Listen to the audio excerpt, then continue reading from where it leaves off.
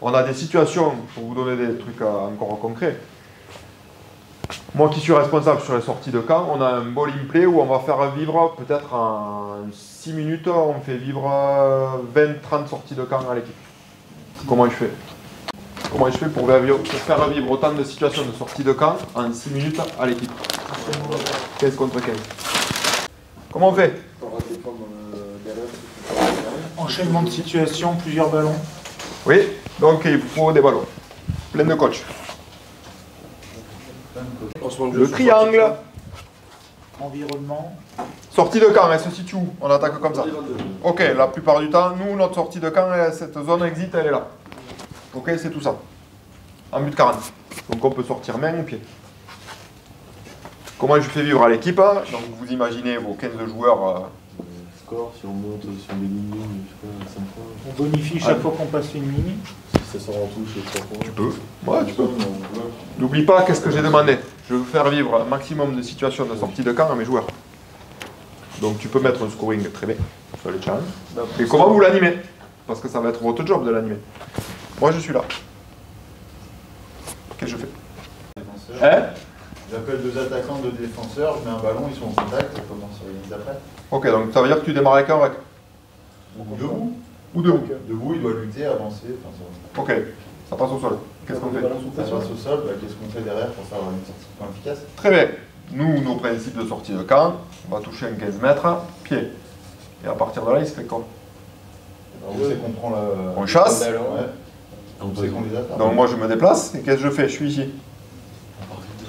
Je rappelle, hein, contrainte de temps, PP, mais machin, 6 minutes. Hein. Ouais. J'ai pas plus. Hein. On recommence, on considère que les 40 c'est les 22. Exactement. Votre zone de jeu, non. Votre zone de jeu, c'est ça. Donc tout ce qui se passe après, vous vous en battez les couilles.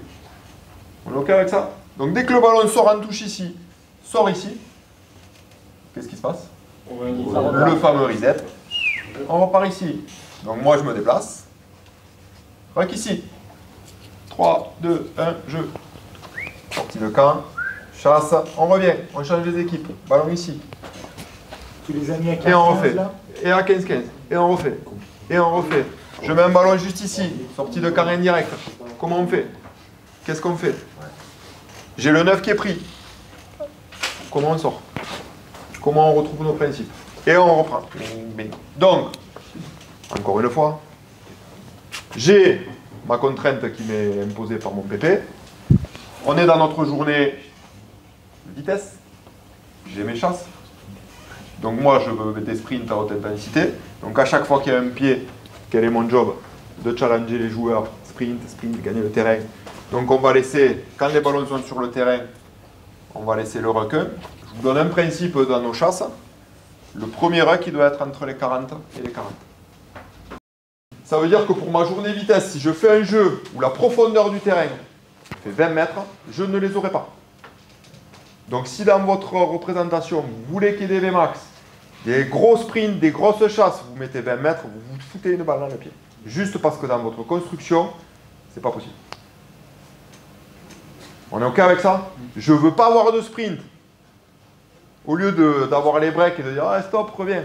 Mais quand les joueurs, vous leur avez matérialisé qu'on joue qu'entre les 40 et les 40, c'est pas un problème. Tu es sorti de la zone, et je te remets un ballon. Et on joue. Je te remets un ballon. Et on joue. Je n'ai pas mes sprints. Par contre, j'ai un max de collision, j'ai un max de passage au sol, de recharge.